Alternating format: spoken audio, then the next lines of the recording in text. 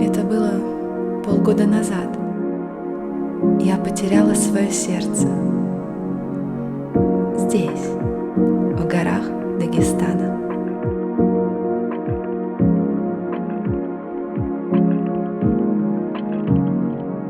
Я не могла не вернуться. И вот я снова отправляюсь в Дагестан.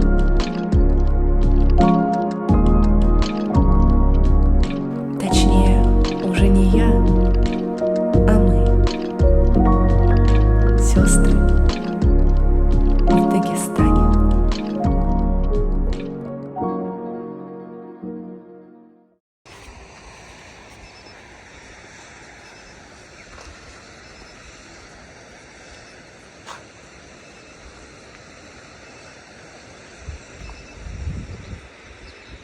Сегодня нам снова повезло с водителем. Вместо обычной дороги он повез нас по горному маршруту. И да, мы снова переезжаем. Многие самостоятельные туристы снимают жилье в Махачкале и оттуда каждый день ездят в горы на разные локации. Но такой вариант совсем не для меня. Я и так всю жизнь жила в городе, поэтому я мечтала о том, как буду просыпаться ранним утром и видеть прекрасные горные вершины, выходить на улицу, вдыхать свежий горный воздух и каждое утро наслаждаться необъятной красотой. Постоянные переезды и жизнь на чемоданах подойдет не каждому, но все же мне было максимально интересно пожить в разных селах, в разных гостевых домах и познакомиться с разными людьми. Поэтому сегодня мы держим путь в Галотель. Из села Хунзах дорога на машине занимает около часа. В отличие от других мест, которые мы посетили, эту локацию не так часто можно увидеть в стандартных туристических программах. Но мы знаем, куда едем.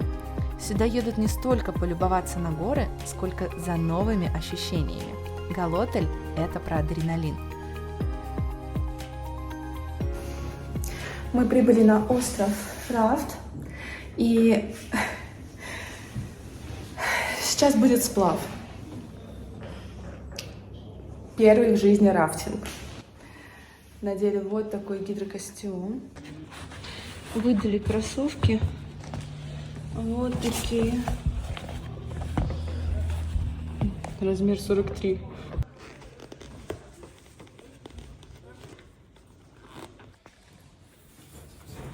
Побольше, побольше, побольше, потому что солнце вообще палит. Как ощущения? Я в шоке. Пока нет. Не везде.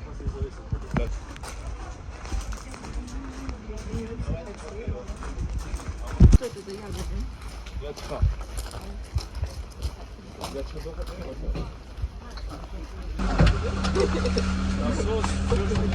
Что есть?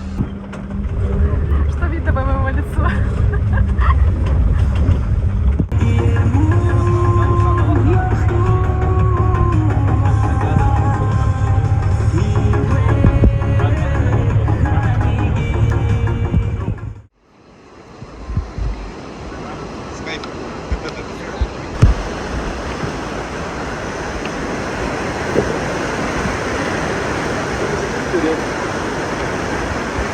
Слева или справа?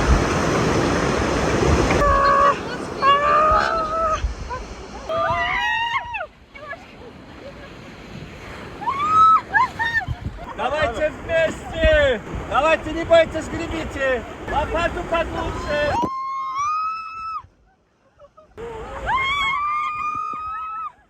Давайте вместе! Вместе! Вместе! Активнее! Активнее, активнее, девочки! Давайте, давайте, давайте, давайте! Форель, да? Форель, усач. Форель вообще любит такие места прям. Да. Она Не то, что здесь даже выше начинается, она основном чуть выше, если километров 80 и 90 выше, туда мы ездим обычно на форель. А маленькая форель? А? Маленькая форель? Ну, обычно.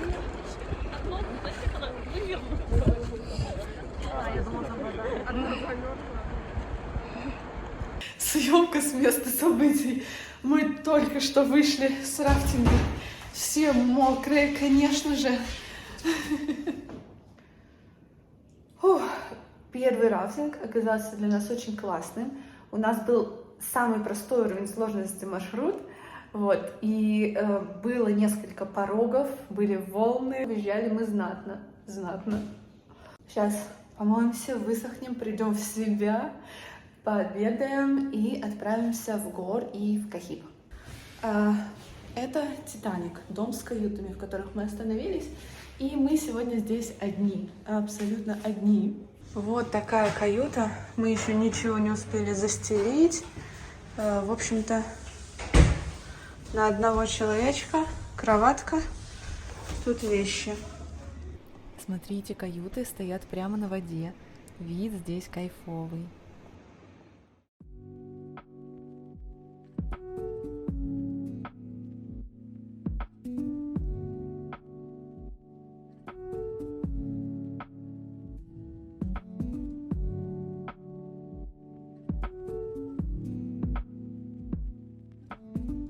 На базе остров Рафт ждут каждого, кто готов сплавиться по бурной реке в компании опытного инструктора. Наш инструктор Магомед-младший. Спасибо ему огромное. Он сделал сплав безопасным и интересным. Ну, знаете, так, от души. На базе есть небольшое озеро. После рафтинга можно искупаться, прыгнуть с вышки, позагорать на лежаках. Атмосфера здесь очень приятная, спокойная такая. Можно побыть наедине с собой или же наоборот, пообщаться, например, с местным поваром, который приготовил для нас очень сытный завтрак и ужин. Также на базе есть Wi-Fi, и это приятный бонус, потому что он бывает не во всех гостевых домах. Я бы с удовольствием приехала сюда еще и попробовала свои силы в более сложном маршруте. Спасибо всей команде острова Рафт, особенно Магомеду и Магомеду-младшему, который уже везет нас на следующую локацию.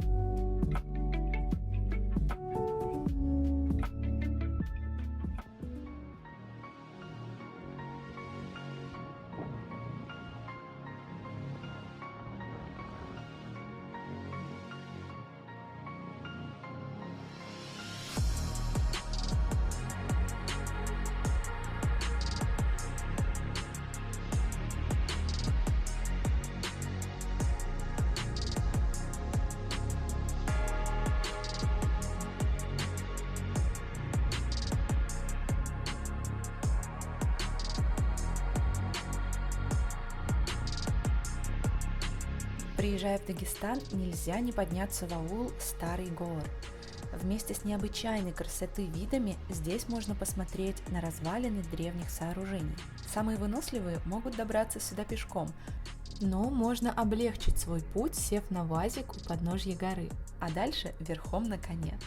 Во время моей первой поездки конюх подвел меня к самому краю и устроил фотосессию. Мне было дико страшно, потому что один неверный шаг и все, это конец. Старый Гор расположился в очень живописном месте. Здесь есть несколько выступов, на которых любят фотографироваться туристы.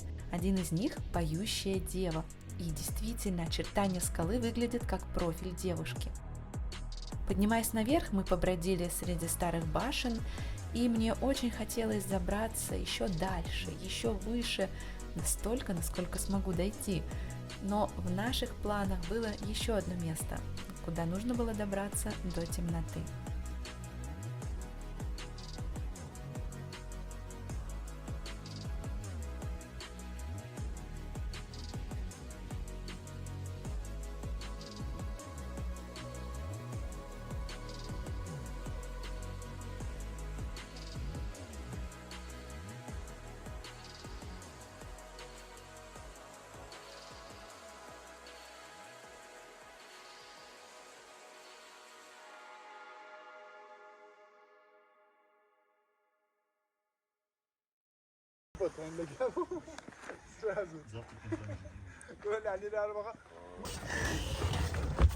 Прям вот так. О, Прям на шкуру, хорошо. это самое теплое место зимой. А летом жарко. Зимой хорошо. Зимой у вас какая температура? У нас нет холодно бывает. А тут вам вот эти рычажки нужны, да? Это нет.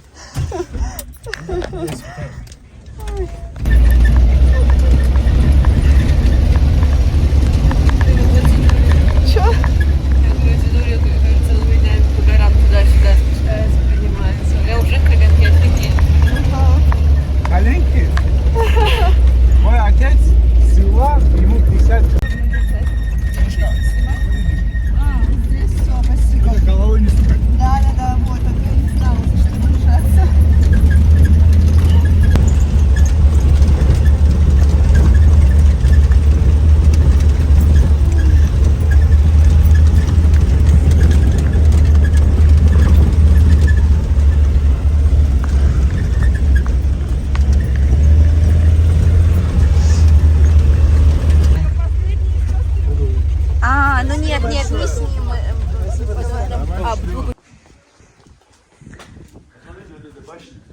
1880 года, как построен наш.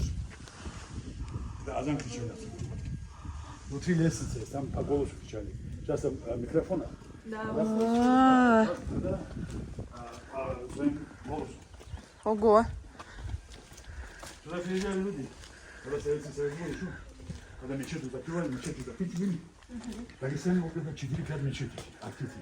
В пятницу приезжали сюда люди, очень много, из разных районов, из разных городов. Сюда приезжали люди, чтобы намаз была в пятницу. Я родился здесь, живу здесь, до 18, а потом приехал в город. Я тебя снимала, как ты с гидом шла по красивым улочкам. Ну, значит, это. Ну, ладно. Идем в Кахиб. И нам нужно успеть до темноты. Фух, здесь очень красиво. Очень.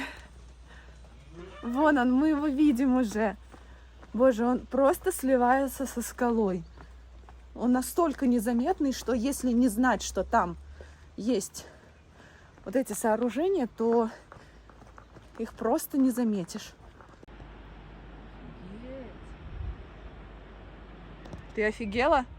Я офигела. Ну, типа, это они прям в горе. Ну, как, я не знаю, как сказать. Аул Старый Кахиб. Это место, мимо которого можно пройти и ничего не заметить.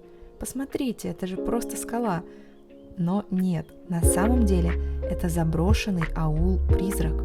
По некоторым причинам сюда совсем не возят туристов, а я узнала про это место случайно и поняла, что такое нельзя пропустить. В начале нашего пути нам повстречался гид. Он направлялся домой после работы и по пути вызвался нам помочь. Вывел на нужную тропу, а заодно и поведал историю селения. Было очень приятно. Контакты сохранились, если что, обращайтесь. Я до сих пор не могу понять загадку этого места. Как будто какой-то обман зрения или иллюзия, потому что снаружи почти ничего не видно, но когда приближаешься ближе, прямо на глазах, как будто из ниоткуда вырастают стены древних домов, и ты понимаешь, здесь кипела жизнь. Дома в Старом Кахибе были построены в стиле горской архитектуры, где крыша одного дома служила двором для другого. Древний Кахиб издавна был крайне неприступным местом, и до сих пор здесь сохранились боевые башни. Но, конечно, со временем люди стали переселяться с гор пониже к благам цивилизации, и постепенно Старый Кахиб опустел.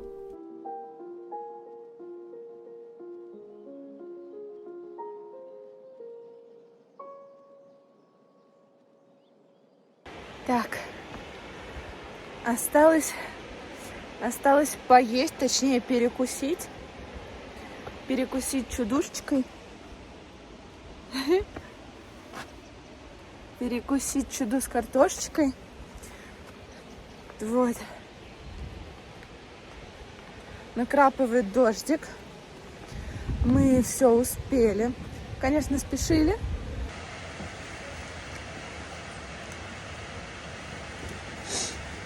Вот об этом я мечтала. Об этом супер тонком тесте. Что такое сочетание картошки и творог? Картошка с творогом. Оно такое сочное, такое нежное. Вот.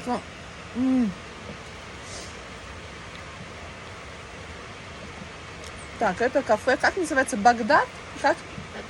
Багдад. Багдад. Вот кафе Багдад. Чудо отменное.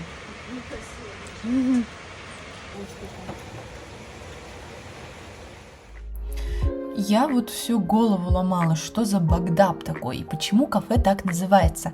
А оказалось, это старое название села Кахиб. Мы изрядно проголодались, поэтому кафе Багдад показалось весьма кстати. Вид с веранды просто потрясный. Вживую это выглядит как сказочная картинка. Идем. Скоро подъедет водитель.